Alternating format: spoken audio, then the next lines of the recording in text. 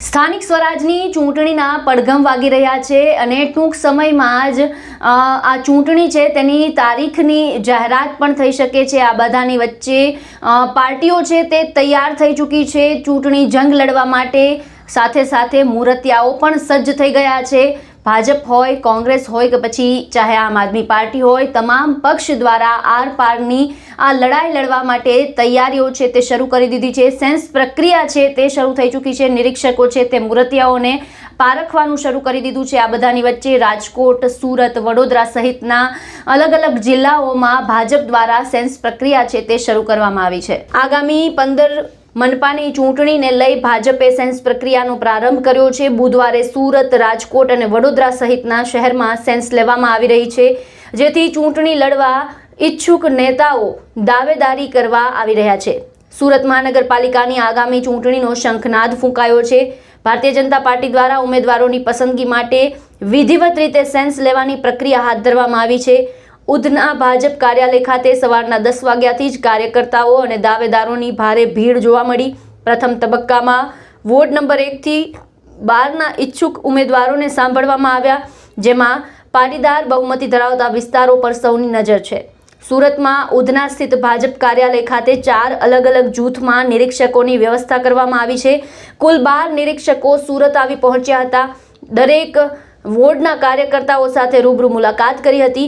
ભાજપના પ્રમુખનું કહેવું છે કે પક્ષમાં લોકશાહી ઢબે પ્રક્રિયા ચાલી રહી છે અને દરેક નાનામાં નાના કાર્યકર્તાને પોતાની વાત રજૂ કરવાની તક આપવામાં આવી રહી છે। આ તરફ વડોદરામાં પણ સવારથી જ કાર્યકર્તાઓ બાયોડેટા અને સમર્થકો સાથે કાર્યાલય પર ઉમટી પડ્યા। અહીં પણ સેન્સ પ્રક્રિયા ચાલી રહી છે। તો રાજકોટ મનપા માટે 2 દિવસ રાજકોટ શહેર ભાજપ કાર્યાલય કમલમ ખાતે સેન્સ પ્રક્રિયા છે તે શરૂ કરવામાં આવી છે, જેમાં પ્રદેશ ભાજપ દ્વારા 9 નિરીક્ષકોની નિમણૂક કરવામાં આવી છે। તે 9 નિરીક્ષકોમાં રાજ્ય સરકારના મંત્રી દર્શનાબેન વાઘેલા, જીતુભાઈ પટેલ, જિગ્નેશ સેવક, પૂર્વ સાંસદ ભાવનાબેન, યુવા મોરચાના મહામંત્રી ડોક્ટર નરેશ દેસાઈ, રાજેન્દ્રભાઈ પટેલ, નટુજી ઠાકોર, સુરેશ પટેલ અને સીતાબેન પટેલ ઉપસ્થિત રહી દાવેદારોને સાંભળી રાજકોટના 18 વોર્ડની યાદી બનાવી પ્રદેશમાં મોકલી આપશે। ભારતીય જનતા પાર્ટી એ વિશ્વની સૌથી વધુ સભ્ય સંખ્યા ધરાવતી રાજકીય પાર્ટી છે અને પંચનિષ્ઠા ઉપર ચાલતી શિસ્તબદ્ધ પાર્ટી છે। પાર્ટીની દરેક કાર્યની એક પદ્ધતિ હોય છે અને એ પદ્ધતિના ભાગરૂપે જ્યારે સ્થાનિક સ્વરાજ્યની ચૂંટણીઓ આવી રહી છે ત્યારે અમારી પરંપરા મુજબ આજે પ્રદેશમાંથી નિરીક્ષકો અત્રે આવ્યા છે અને જે કોઈ પણ કાર્યકર્તા કે જે ભારતીય જનતા પાર્ટી સાથે એકદમ નજીકથી જોડાયેલા છે, પાયાના કાર્યકર છે અને દરેક કાર્યકર્તા હોય એ કોઈ પણ એક ઈચ્છા સાથે રાજકીય પાર્ટીમાં કામ કરતો હોય છે। એના ભાગરૂપે એને મહાનગરપાલિકાની જે ચૂંટણી આવી રહી છે એમાં ચૂંટણી લડવા માટે પોતાની ઉમેદવારીની પ્રક્રિયા માટેની સેન્સ લેવાની પ્રક્રિયા આજે થઈ રહી છે। ત્યારે રાજકોટ ભારતીય જનતા પાર્ટીના કાર્યકર્તાઓમાં ખૂબ ઉત્સાહ છે। બધા કાર્યકર્તાઓ શિસ્તબદ્ધ રીતે અહીંયા કાર્યાલય ઉપર અમે આ વ્યવસ્થા કરી છે અને કાર્યાલય ઉપર 3 ઝોનમાં આ પ્રક્રિયા થશે। 3 ઝોનમાં અમે આપણા 18 વોર્ડ છે એના ભાગ પાડેલા છે અને એ મુજબ જે કાર્યકર્તાનો જે વોર્ડ હશે એ ઝોનમાં જઈ અને એ પોતાનો બાયોડેટા વગેરે વાત કરી અને પોતાની રજૂઆત કરી શકશે।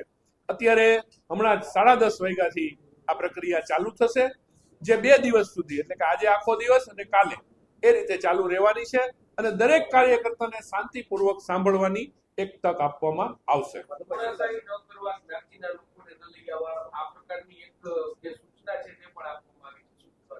જી, ભારતીય જનતા પાર્ટીમાં દરેક વખતે આ જ રીતની અમારી સિસ્ટમ હોય છે કે ભાઈ દરેક કાર્યકર્તા અમારી માટે ખૂબ અગત્યનો છે અને એની માટે એને કોઈ એવી રજૂઆત કરવા માટે બધાને લઈ સ્વાભાવિક છે કે દરેકને એમના જે સમર્થકો હોય એમાં ઉત્સાહ હોય એ સ્વાભાવિક છે, પરંતુ ભારતીય જનતા પાર્ટીનો કાર્યકર્તા એક પદ્ધતિ સાથે કામ કરવા ટેવાયેલો છે।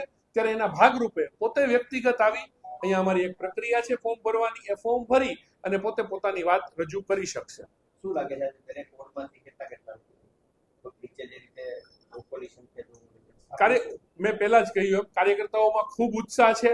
હવે એ હમણાં પ્રક્રિયા શરૂ થાય અને જે રીતે કાર્યકર્તાઓ આવશે અને દરેક કાર્યકર્તા પોતાની રજૂઆત કરશે એ પછી સાંજ સુધીમાં એ વસ્તુ ક્લિયર થશે. આજે જેટલા વોટ છે એનો સાંજ સુધીમાં અમને ક્લિયર ખબર પડી જશે. ના, ફોર્મ મેં વાંચેલું છે, ફોર્મ સરળ છે, કોઈ તકલીફ પડે એવું નથી, કેમ કે આ ફોર્મ પહેલી વખત નથી આવ્યું. આ ફોર્મ અમારી પ્રક્રિયાનો એક ભાગ છે અને તકલીફ પડે એવું નથી. ને અમારા કાર્યકર્તાઓ, સિનિયર કાર્યકર્તાઓ અને કાર્યાલયનો સ્ટાફ આની મદદ માટે નીચે અમે વ્યવસ્થા રાખેલી છે. પસંદગી માટેના ક્રાઇટેરિયા અમારું પાર્લામેન્ટરી બોર્ડ અને અમારું પ્રદેશનું શીર્ષસ્થ નેતૃત્વ નક્કી કરતું હોય છે કે જે તે સમયે એ અમને માહિતી આપશે અથવા તો એ લોકો એ રીતે નિર્ણય લેશે.